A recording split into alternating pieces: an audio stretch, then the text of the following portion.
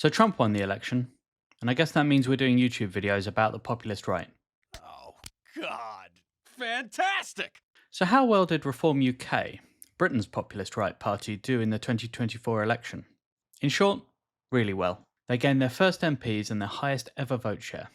Reform is the latest in a slew of Eurosceptic, anti-immigration, populist right-wing parties in Britain. Since 2006, the largest of these parties has been led on and off by Nigel Farage, so I will be treating them as the same political phenomenon. Apologies to Neil Hamilton.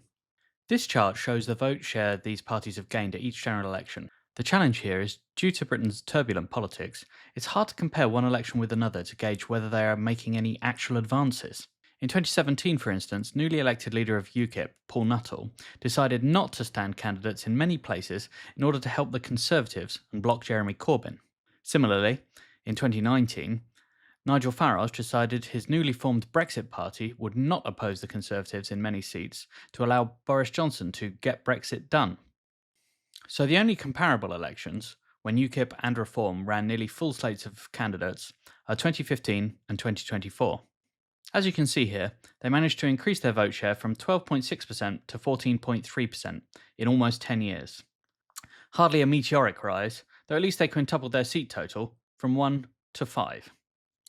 If we switch to where they came second, the lack of progress remains, with UKIP actually coming in second in more seats in 2015 than Reform did in 2024. However, under the UK's first past the post system, concentration of vote matters. Just look at the Liberal Democrats. In 2024, they won 72 seats with 3.5 million votes, but Reform won only 5 seats with 4 million votes. As you can see here, Reform has come a close second in more seats than UKIP managed in 2015. But the big news is that when we look at seats where Reform lost by less than 10,000 votes, there's a huge increase. These are now marginal seats, well within Reform's grasp at the next general election. So while in 2015, the path for UKIP to have substantial representation in the House of Commons was rocky at best, in 2024, Reform are a rising political force, poised to take control of around 10% of seats in the House of Commons, if they can continue their progress. And perhaps we shouldn't be surprised. Nigel Farage and the parties he's led have been some of the most successful forces in British politics for a long time. In 2014, UKIP won the elections for the European Parliament outright in the UK. After this success, David Cameron felt he had to promise an in-out referendum on EU membership in the Conservative 2015 manifesto. When he unexpectedly won an overall majority, he was bounced into holding that referendum, which he lost to, among others, Nigel Farage and UKIP, leading the UK to exit the European Union. After that, the newly formed Brexit Party won the 2019 EU elections with 5 million votes, the most ever for a populist right party in Britain. Aside from Brexit, perhaps their biggest success has been their influence on the Conservative Party. Ever since 2015, Tories have been chasing voters on the right by aping Nigel Farage's talking points. This is how David Cameron spoke about immigration in 2014. I believe that immigration has brought significant benefits to Britain. From Polish heroes who fought for us during the war, to West Indians who helped us to rebuild afterwards. Our migrant communities are a fundamental part of who we are, and Britain is a far richer and stronger society because of them. This is our island story, open, diverse, and welcoming, and I am immensely proud of it. But while I've always believed in the benefits of migration and immigration, I've also always believed that immigration has to be properly controlled. Without proper controls, community confidence is sapped, resources are stretched, and the benefits that immigration can bring are lost or forgotten. And this is how Tories talk about it today. So which cultures would you specifically say are less valid than others? So it's not about labelling cultures. Culture includes a lot of things. I'm not talking about cuisine, I'm talking about customs. And I think that cultures where women are told that they should not work, I would knock on doors, I'm sure Penny and Jake had this, you'd knock on doors and you'd see somebody at the door who says, oh, I can't speak to you, I will get my husband. I don't think that's as equally valid as our culture.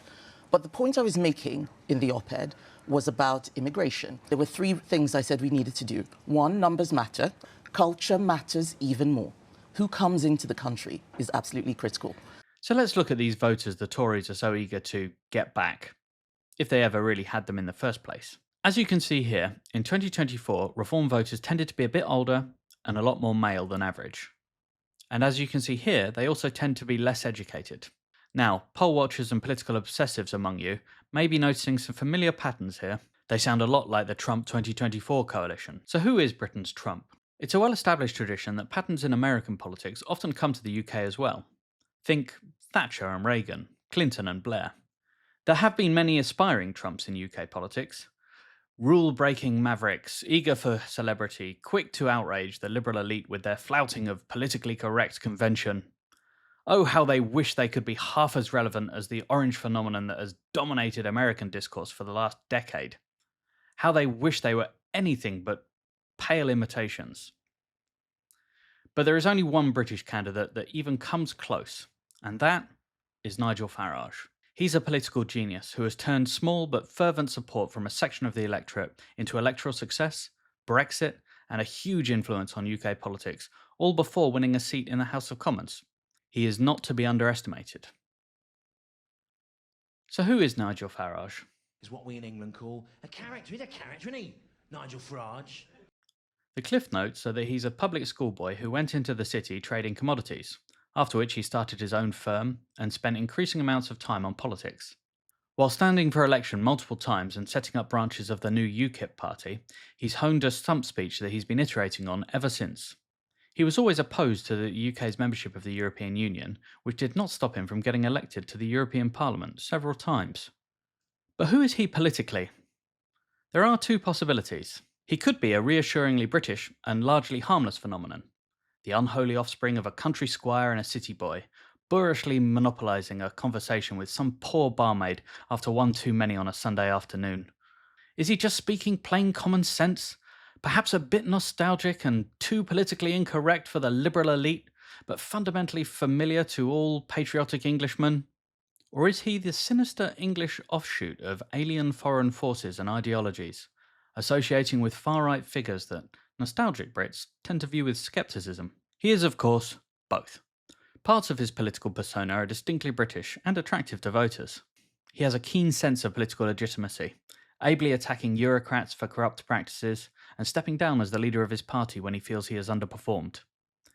His performance of a straight-talking common-sense merchant who is uncowed by the politically correct will be familiar to most British voters. He's capable of sounding eminently reasonable and is careful to ensure that he's not tarred with the brush of undeniable racism, whether that be by expelling party officials for racist remarks, refusing to enter groupings with anti-Semitic European parties, or being proud that the rise of UKIP ended the rise of the British National Party. On the other hand, he shares plenty of traits with his foreign classmates.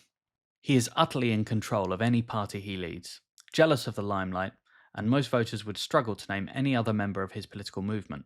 There is no succession planning. There are often few policies. Since 2018, there's hardly been a party structure. This is the Nigel Show. He stretches the boundaries of acceptable language, in particular when he's railing against immigration. His tactics are familiar. He transgresses a taboo which allows the press to report both on what he said and all the condemnations from other politicians. He also flirts with conspiracy theories, claiming that politically neutral institutions are trying to suppress him and his parties. So why does this matter? Farage's place on the pub landlord Le Pen spectrum does not matter because of his policy. His parties have never been near power, and their policy platforms are often sparse or single issue. We don't really need to worry about the detail of Reform's education agenda or Nigel's views on local government funding. It matters because how well he can straddle the chasm of right-wing demagogue and cheeky chappy will define the size of his support. The size of his support defines how the media and other political parties respond to him, whether they ignore him, denounce him, or emulate him. It matters because people often model elements of their own identity on leaders, and to many people, he is one. He is pushing the boundaries of what is acceptable speech in UK politics. But most of all, it matters because of immigration. Now, immigration policies are complex and nuanced. They cover everything from American business executives spending a year restructuring their British holdings, to student visas, to refugees. The choices that policymakers have to make about immigration are grey. They traverse issues of personal freedom, economic necessity, demographic changes, university finances, multiculturalism, labour shortages, foreign policy, war and peace, life and death. Even within political parties, each individual measure to regulate migration will be hotly debated. This is an issue where identity, economics, and the limits of state power smash together into a horrible mess. It is inherently political, and politicians are foolish to ignore the issue. And it's not an issue where voters have made up their mind. As you can see from this YouGov tracker poll, the electorate has a range of views on whether people in the UK should be able to come and join their relatives. They're also not sure about refugees. Depressingly, 11% think we should accept no refugees at all. Similarly, views on students remaining in the UK after their studies is divided. And the public is not even sure about people coming to work in the NHS. What the electorate is pretty sure of is that the government is handling the issue badly. They are also pretty sure that levels of immigration to the UK are too high, though, as noted, they struggle to identify a group of immigrants that should be barred access. The discourse on immigration is pretty toxic in the UK. People have a range of worries about immigration, and Nigel Farage is happy to repeat them all back to them, ad nauseum. Well, I think we've timed this press conference rather well, given that at 9:30 this morning we got the latest immigration figures, which are horrendous. Horrendous if you want to get a GP appointment. Horrendous if you want to travel around Britain's motorways. Horrendous if you want your kids or grandkids to ever get a foot onto the housing ladder. Horrendous in terms of producing very disjointed societies and communities. The feedback loop between people's concerns, newspapers, social media influencers, and politicians like Nigel Farage are how you turn a difficult and nuanced issue, like immigration, into a culture war with two sides. Nigel's straight talking on one side, and the political elites on the other. This state of affairs prompts politicians to emulate Farage's talking points and enact nonsensical policies to show the electorate which side they're on. These dynamics have upended British politics and delivered Nigel Farage to the height of political influence. The question now is whether Reform's performance in the 2024 election was a high watermark or a step along the way to more electoral gains and actual political power. If these trends continue, hey! To achieve further success, Reform have a number of challenges. The first is their unusual party structure. They were set up as the Brexit Party in 2018 with the structure of a company limited by shares. Basically, they're owned by Nigel Farage and Richard Tice. This is unusual. Other parties usually have members and executive committees that can appoint officials and have some input into candidate selections. Reform is run as Nigel Farage's personal business. He has repeatedly promised to give up his ownership of the party, including at a press conference while I was writing this script. As of the time of writing, however, he has done no such thing. Once you start appointing officials and selecting candidates, party management can become pretty expensive, so the next issue for Reform is funding. While the Conservatives have vested interests and the Labour Party has trade unions and the Lib Dems have God knows, Reform UK have a very unsteady funding stream from eccentric new money millionaires who often follow up their donation by taking up positions inside the party. As you can see from this graph of reported donations to the Electoral Commission, they are severely underfunded by comparison with the larger parties, though this doesn't take into account small donations. You should also bear in mind that they receive short money directly from the government which supports their operations. Here are the same figures with absolute numbers. And here is the average of donations per quarter to UK political parties. Reform is a long way off the leaders, and that is to be expected. Reform are a long way from power, which precludes them from getting donations on the basis of organisations trying to influence policy. The only deliverable a stronger Reform UK reliably delivers is a tougher rhetoric on immigration, and no one is making any money from that. While party structure and funding might look like big challenges, they are minnows compared to the problem of talent. Ask yourself, politically astute watcher of smug YouTube videos, how many other members of Reform can you name? That's perhaps an unfair question. The party was only set up in 2018, they currently have around 30 councillors out of 10,000, and their 5 MPs were only elected this summer. Still, for a party which claims to have 100,000 members and aspirations to be a national force in UK politics, They look an awful lot like a shallow Nigel Farage vehicle for banging on about immigration. If we look at their MPs, they're also not a perfect cross-section of British society. You could be forgiven for thinking they look like the offcuts of the Thatcherite right of the Conservative Party. The reason for this is clear. Self-selection. Or perhaps Nigel is just looking for guys in finance. Candidates for reform are selected from a very limited group of people, which have been further filtered according to a number of attributes. And as Nigel says, they also have to go through a vetting process. And we've put in place vetting standards far more rigorous than any political party in Britain has ever undergone before. Why such a strict vetting process, you ask? Because a party's candidates are not representative of the country at large. They're among the most committed members of their parties. They are the ones most animated by their party's causes. They are the distilled essence of those parties. If you're a Labour candidate, you're most likely the most Labour, perhaps more left-wing or more committed to social justice.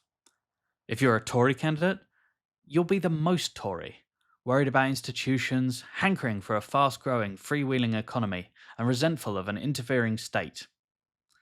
If you're a Green candidate, the environment is probably central to your identity. And if you're a Lib Dem candidate, you probably also have some views. So let's have a look at who you have to be to end up as a Reform UK candidate. Firstly, you have to be passionately political. Being a candidate is rough. You will experience social media hate, the raised eyebrows of your friends, and like any other candidate, you will have all of your closets ransacked for skeletons. You may even end up in a YouTube video. You are probably also very animated by Reform's signature issue, reducing immigration. Indeed, you are probably the most worried about the effects of immigration, worried enough to devote a significant amount of time, effort, and money to reduce it. Despite being very political and anti-immigration, you will also have rejected the Conservative Party, the obvious vehicle for changing government policy from the right. Either they are not sufficiently in line with your views, you have no interest in power, or you're not very practical, or maybe they're just unlikely to choose you as a candidate. If Reform are to choose you as a candidate, you're probably also old enough to remember all of the candidate pitfalls Reform have already been through. And there have been many. And you are unconcerned about being associated with them. Now, looking at these requirements, I don't think it's entirely unfair to say that, when taken together, these attributes could attract more than their fair share of Reform UK candidates. And with that in mind, there is an additional challenge that Nigel Farage will have to answer if he is to lead Reform UK successfully. How far is he willing to go? If you haven't noticed, it's getting pretty crazy out there. Politicians seem to be able to say things now that would previously have barred them from office. Dog whistles are becoming more obvious, narratives are tending towards conspiracy theory, and strong leadership is blending into authoritarianism. If you remember the rise of Nigel Farage and old UKIP, you will remember a man railing against unelected foreign bureaucrats, threatening to undermine our democratically elected politicians sitting in the mother of all parliaments. You will remember spats with the Front National about anti-Semitism. Even today, he claims that he's done more than anyone to defeat the far right in Britain. So you might be surprised to see him on stage with Donald Trump, a man who dines with anti-Semites, tried to ban Muslims from entering the United States, and tried to overturn a democratic election with a violent mob. So let's just remind ourselves of how far down the populist right rabbit hole Nigel has fallen. Before we discuss the rhetoric of the populist right, however, we're going to have to talk about dog whistles. A dog whistle is a political tool, usually a phrase or way of speaking about an issue, that allows a politician to attract two forms of voters at the same time. It's an essential tool that every politician uses, while trying to create a majority of support. So named for the dog whistle, a whistle that is silent to humans, but audible to dogs. A relatively innocuous example would be hard-working families. When a politician says they're going to support hard-working families, the comfortable, upper-middle-class champagne socialist is happy that the working poor will finally get their due. At the same time, a bitter, working-class social conservative is relieved that the government is going to stop supporting those bloody benefit scroungers. Which is the correct interpretation? Neither, of course. It's just something politicians say. This game gets altogether less fun when we're talking about the populist right. This is because dog whistles are deniable and can be used by people who don't know their dual meanings. So the next time you're at a dinner party, popping the cork on a bottle of bolly and discussing important matters of the day, It will not serve you to accuse every chum from school or friend from the club of classism or an insufficient commitment to social welfare spending when they use the phrase hard-working families. They were probably using the phrase to mean what they hear when politicians say it.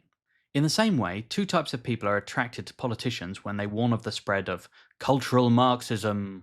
Baby boomers who remember the Cold War and feel that, on balance, the Soviet Union was a suboptimal model for human governance, and millennials who have learned online that Jewish Marxists have infiltrated education and media institutions to undermine Western values. So rest assured, dear viewer, that when I show you some Nigel Farage quotes that maybe sort of could be interpreted to perhaps contain dog whistles that appeal to the far right, I'm showing them to you only as evidence that he is falling into similar rhetorical patterns as international far-right politicians. Nigel Farage has often distanced himself from far-right forces in politics, and, as with all politicians, we should take him at his word. No offence is meant to Nigel, Reform candidates, members, or voters. Let's just remind ourselves of some of the themes of right-wing populism. Identifying outgroups is a good place to start. Think immigrants, Muslims, trans people currently. But the all-time favourite target is Jewish people. These outgroups are usually then tied to conspiracy theories, which are repeated ad nauseum. Eventually, the cycle of assertion and debunking means that these conspiracy theories get lodged in everybody's head, so that we're primed to believe them. Attacks on the press, institutions, and elites, really any alternative form of information, comes next. Making unfounded claims is a lot easier if your audience is alienated from their previous sources of knowledge. Right-wing populists tend to be led by a singular, all-powerful, and charismatic leader. This leader, like any politician, will be attacked by their opponents for what they say. The difference to a more traditional politician is that this benefits them. These charismatic leaders love it when opponents point out their dog whistles. It signals to more extreme supporters that they're on their side, and it gives them an opportunity to perform shock denial for their moderate supporters. Most of all, it keeps them at the centre of attention. Here are some quotes from Nigel over the years. He regularly uses terms such as globalist, Judeo-Christian culture, and cultural Marxism, which perhaps seem like one thing to you, but on the internet means something entirely different. Now, in defense of Nigel, from what I have read, he is still well within the territory of dog whistles and implication. He has not gone as far as Trump, and while many people find what Nigel Farage says offensive, he is probably one of the most carefully spoken politicians in British politics. He knows there's a line, and he's dancing on it. He has been attacked for his words for so long, his supporters and the public at large have seen him shrug off so many accusations, and he is so nimble in his defence that there is probably nothing he could say now that would actually end his political career. We're numb to it, and that puts him in a very powerful position. So, if this is the start of the rise of reform, what advantages do they have? When Nigel Farage enters number 10, how will we explain it? The first thing we'll say is that it's in fashion. A Nigel Farage victory of any sort would have looked ridiculous 20 years ago, implausible 10 years ago, but increasingly possible today. Too many countries have seen unlikely charismatic leaders rise to power for us to be surprised at this point. Even so, it would still be a major upset. For insular nationalists, there is a lot of international cooperation fueling the rise of right-wing populism. From Steve Bannon linking this generation of politicians, Russian bot farms supporting them on social media, and Elon Musk's turning Twitter into a campaigning instrument and then funding the Trump campaign, there are reasons to think that what happens elsewhere will eventually wash up on Britain's shores. Speaking of Elon, the late breaking news is that he's considering a donation to Reform UK, which would completely fund them for an entire election cycle. God only knows if this will come to pass, but it's pocket change to Elon, and would require some fast action from the Labour government to prevent it. And speaking of Labour, if Nigel does get into number 10, we will definitely cite his opponents. As the trust in institutions dies, people are increasingly turning to personalities, and the mainstream political parties are failing to deliver them. Despite their massive landslide this year, the Labour Party is in trouble. They are poised to make the same deal that the Democrats in the United States made, swapping voters with degrees for those without. Reminder, only 35% of UK adults have graduated from university. Labour and government are acting like it's 1998. Back then you won by winning the news cycle. If the newspaper headlines and 6 o'clock news were positive, or focused on what the government was pushing, or at least discussing topics that the government was more trusted on, then you're winning. Now there is no news cycle. There's virality and the content hose. You can go viral for good things or for bad things, but if you want to win, you can never let the pressure drop on the content hose.